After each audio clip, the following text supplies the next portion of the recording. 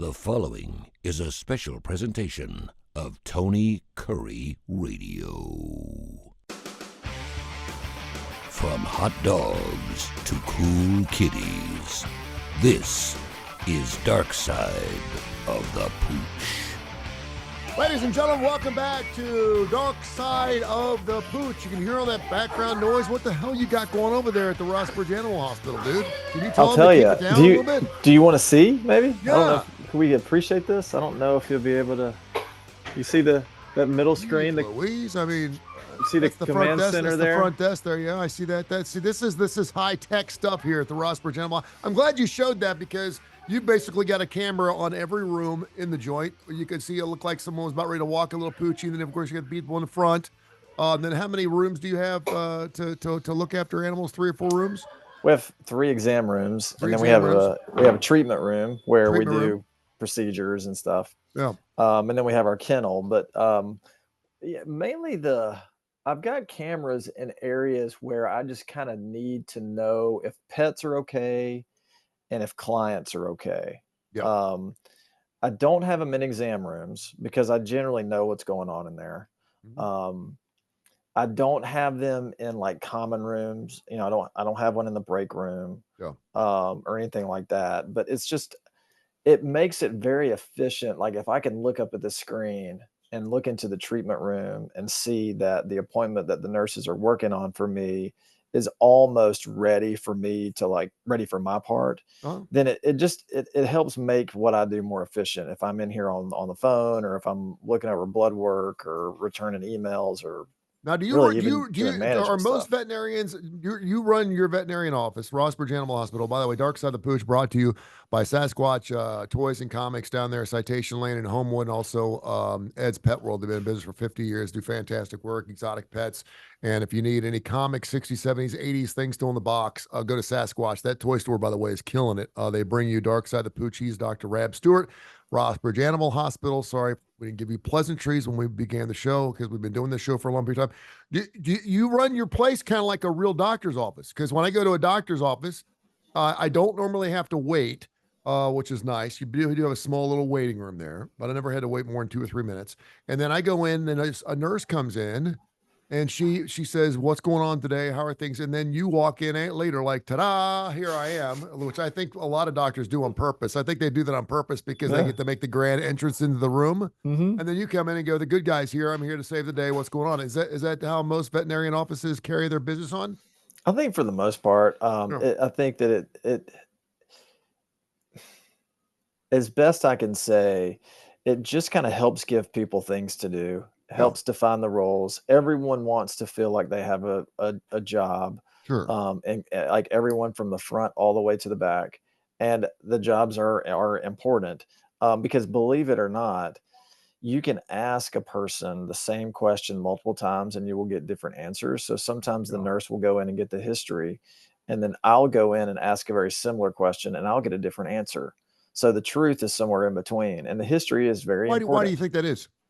Maybe they feel more comfortable with one person versus the other, or maybe they just forgot. And in the time between one person them asking them the question and the other person asking them the question, they remembered a little nuance, or they remembered it differently, or maybe the spouse was in there, and this time instead of like them being zoned out, they say, "Oh no, no, wait a minute, wait a minute. Like that's not how it happened, or that's not what's going on." And you would prefer everyone just keep their mouth shut, and you walk in there and look at the animal and say, "Tell me what's going on, big guy," and you'll usually find out, right? And isn't that true? Because Sometimes. normally, because when you're human, you can tell people how you feel. Animals can't do that, but normally you can tell what's wrong with an animal just by looking at it, associating its pains and this, that, and the other with everything else, right? Sometimes owners can lead you down the wrong path, Yes. inadvertently. They don't mean to. But Mhm. so the most common example we have is owners, and we may have mentioned this before, but owners have a hard time sometimes determining what is coughing and what is vomiting. Believe it or not, Really? it's a very hard thing for some owners to understand. So So that's what is the difference? I mean, I just speaking straightforward, vomiting if something's coming up, coughing means there's not. yeah. But see, some dogs will cough so hard that they'll produce a pretty thick white phlegm, And they think that's vomit. and they think it's vomit. Gotcha. So, I mean, there's certain little questions that we can ask them and kind of determine which one is which. But that's what I'm saying is like, the phone will ring and the person on the other end will say, my dog is throwing up. He's hacking stuff up. He's throwing up. Well, if the owner ever uses the word hacking, it's a cough Oh, every there you go. time. Yeah. Even if they say it's vomiting and throwing up, if they use the word hack, it's a cough. There you go. But they don't think that. Yeah. Has there So, ever been anything on the video screen that you just showed me? Has there ever been anything on that video screen that surprised you? oh, every day. Outside you and the wife hanging out in one of the rooms after hours. Oh, there's been nothing like that. No. But you just, Well, has you there know, any you- been at that time where you're like, what the hell? And then when you had to run in yeah. there, what was, has there been one of those? I mean, you'll see like a dog running loose, and you're like, oh, like, who's taking care of that dog? Well, it turns Yeah. out that the person's in the other room, and like the dog just kind of like slipped through their hand. But like as far as like really anything crazy going on, sometimes you'll look up, and my favorite thing is when we look in the play yard and the dogs are just going crazy, running around playing. That's really fun. Dogs, it's always funny when dog has like projectile diarrhea across the room in the treatment Oh, room, and dude. it hits somebody. That's kind of Yeah. funny. So Yeah. you look up and see that, you kind of laugh a little bit. Have you ever had it's funny because I know that we have a lot of dog parks in this city. We have the one downtown, there's one on Highway 280, and of course, normally when you go to a dog park, they have to meet your pet first. They have to make sure you have all the shots and everything else first, and then they kind of put the dogs together to see how they get along. And I don't know if they have windows of time. Okay, this big dog plays with this big dog, or this big dog can't get along with these dogs, whatever. But normally you just don't put them all together. So when you get all these different animals and they have to be in the same room or the same play area together, how do you know they're all going to get along? Because we've just tried them out. Yeah. We've had a lot of these dogs that have come and played at our facility for 7 years now. Yeah. And so anytime we get a new one, we just test them out with the groups that we have. Hmm. And if they get along with some and don't get along with others, then we're sure that we plan to put them with the dogs that they get along with.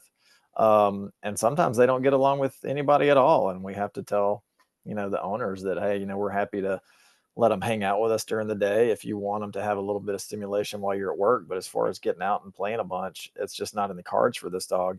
It may not like being around other dogs. Yeah. Some dogs are not dogs. They're people Yeah. dogs. Dogs. I get you. 208-0301, 208-0301 is the phone number.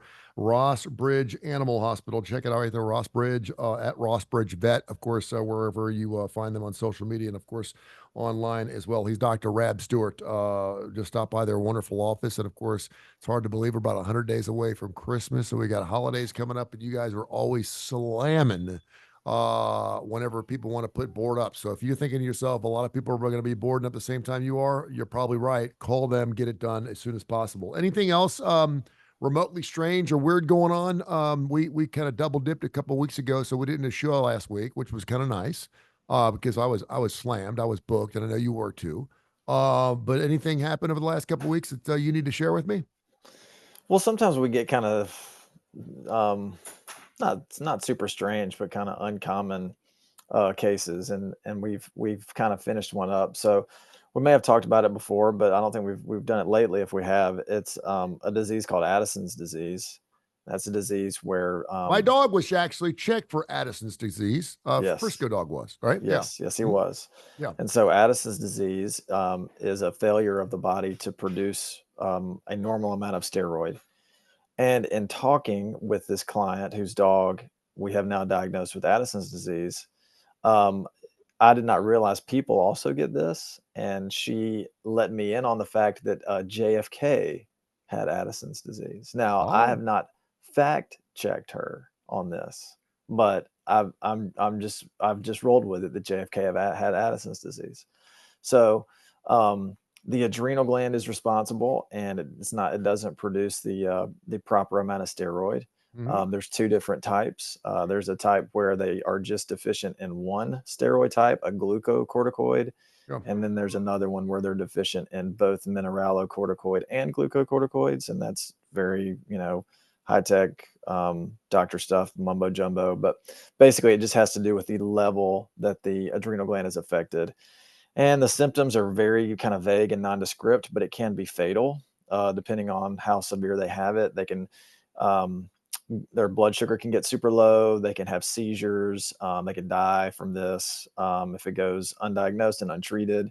And then blood work is really across, like all over the board. You can see just about any blood work abnormality under the sun. So it can be a difficult disease to diagnose. Once you diagnose it, it responds to treatment very well. Yeah. So it's, sometimes we have diseases that are easy to diagnose, very difficult to treat. Believe it or not, diabetes in dogs is one of those things. Very easy to diagnose, very hard to get under control. Addison's is the exact opposite. Can be very difficult to diagnose, but once you diagnose it, it's pretty straightforward in the treatment, and they do well. John F. Kennedy had Addison's disease, an autoimmune disorder that affects the adrenal glands. He had the symptoms of Addison's disease, disorder of the adrenal glands. Thomas Addison, who described the disease, report that sufferers exhibited lethargy, loss of appetite, pain in the stomach, and discolored skin.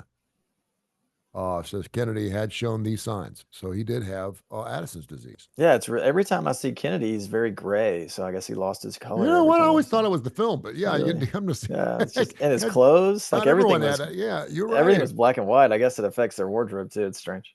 I was not aware that, and of course, the next question would be: what's they call that when you can have one disease from an animal to a human? Zoo? No, yeah. It's not something that is infectious. It's not an infectious process. It's like what you just read. It's basically an autoimmune disease. The body's attacking the adrenal gland. Yeah, but that's pretty weird though, that there's a disease for pets that there's a lot of things our animals can get. They can get colds, Sure. They can get the flu, they can get things like that. But you don't think that they get the same things we have. Well, another one we just mentioned, diabetes. Yeah. That's another great example right there. So that's not something that's infectious. It's not communicative.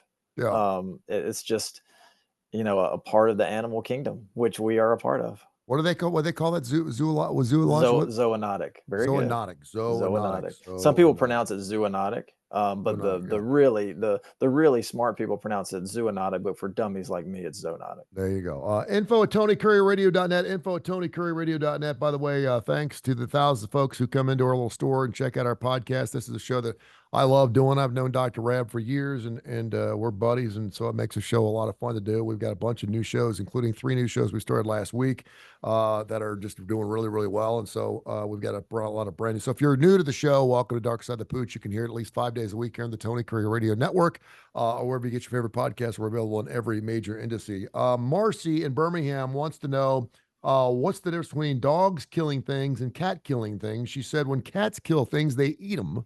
When dogs kill things, they seem to just do it for sport. What's up? I mean, true. Do cats do? I've seen cats eat birds.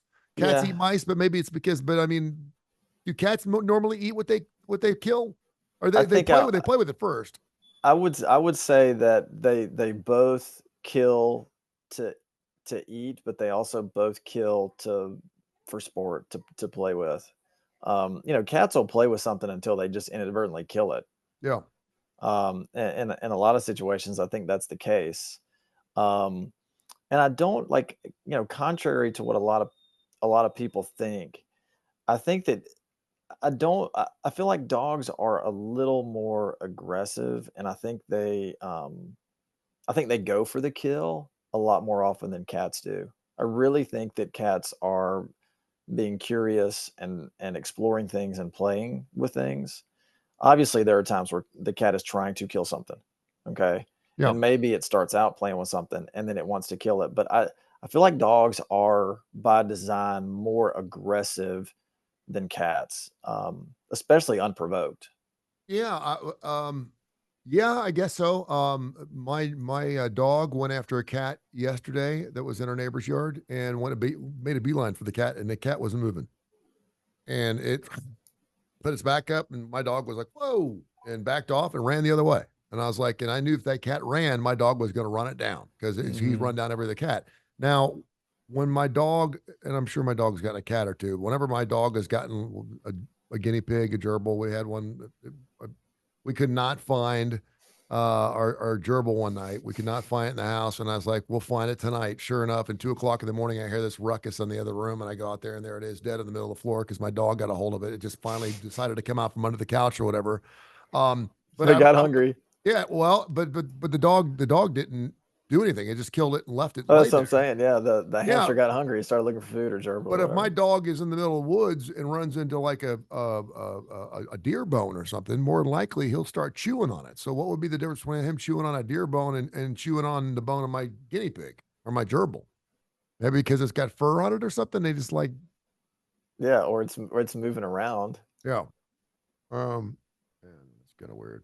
Tom in Birmingham said that he just saw a sign on Highway 280 for Pickle-a-Pooza. Wants to know, first of all, if Fish has ever played Lollapalooza, and second of all, do you play pickleball? Oh, okay. All right. Mhm. I've played pickleball a couple times with my son Okay. when we go to like a father-son weekend at this camp that I used to go to when I was a kid.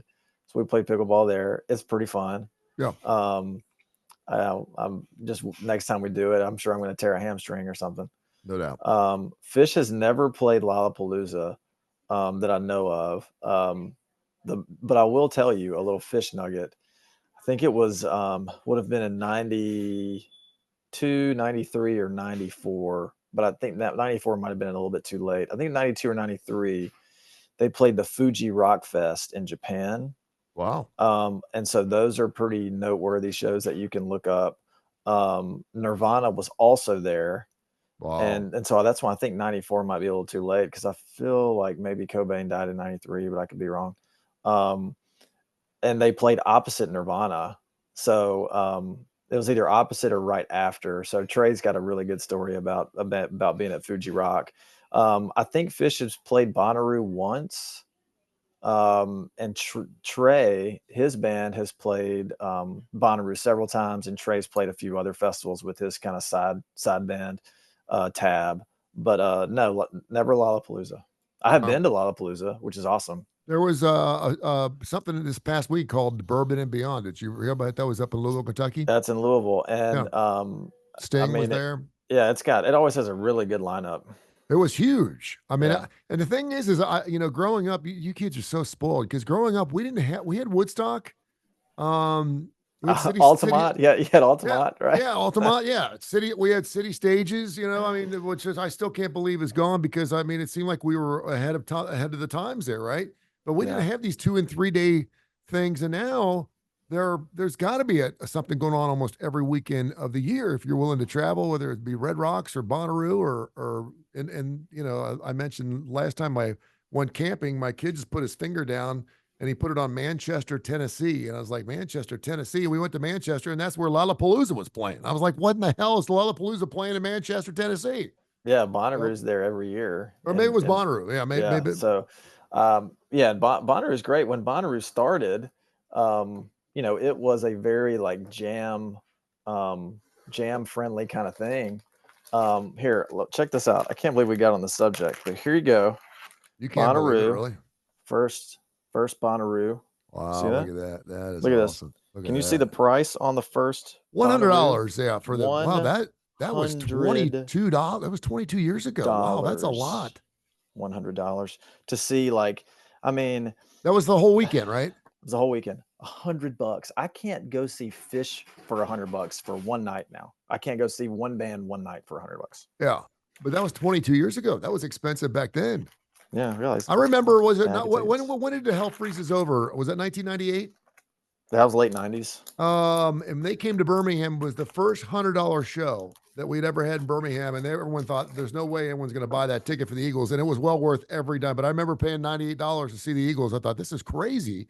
It was kind of like when Nick Saban got his $4 million contract, and everyone was like, "Oh, college football's gone to hell. We're Yeah. $4 million a year for a head coach." We had shows about the state of the world we live in because we were going to be paying our head coach not $4 million a year.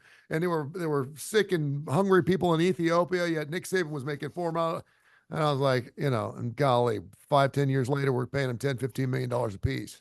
Yep. Yeah, I mean, I think it's just that's what it's always going to be, man. Everything's going to cost more. But I was Yeah, somebody asked me about a similar question not long ago, and I got that ticket stub out, and I was like, "Oh my gosh, that's incredible." Man, I wish I had saved all my ticket stubs. And just you and I come up with these great ideas.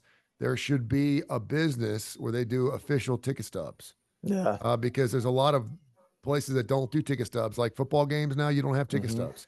So Yeah. they ought to go in cahoots with people like Super Bowls and stuff like that, and you should be able to create the official Super Bowl ticket. That way you have the thing you can hold on to, and Now it look at wouldn't have to be this. cut. Look at this. So this is what Fish does now because they don't, there are no tickets like you Yep. mentioned. And if you a few years back, like before COVID, if you got the Fish lottery ticket, um, meaning you put in to get the ticket from the band, and Uh-huh. if they drew you out, then you got a special ticket. It was a paper ticket, but after COVID, that all went away. But so now what they do is for every show, they have these ticket magnets. Oh, See that's cool. this?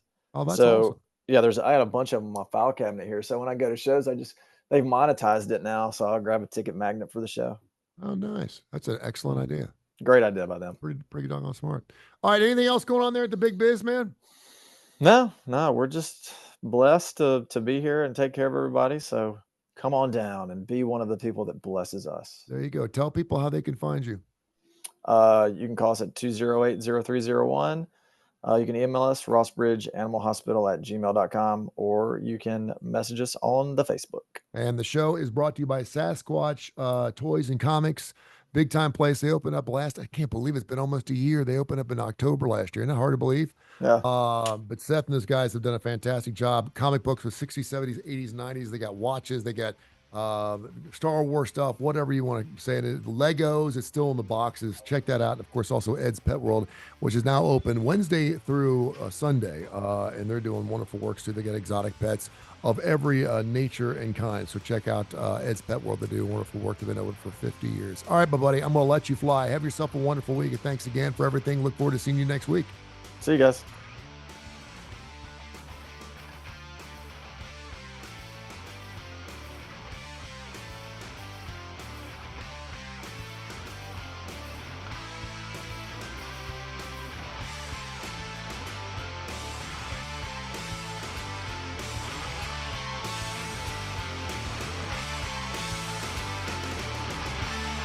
This has been a special presentation of Tony Curry Radio.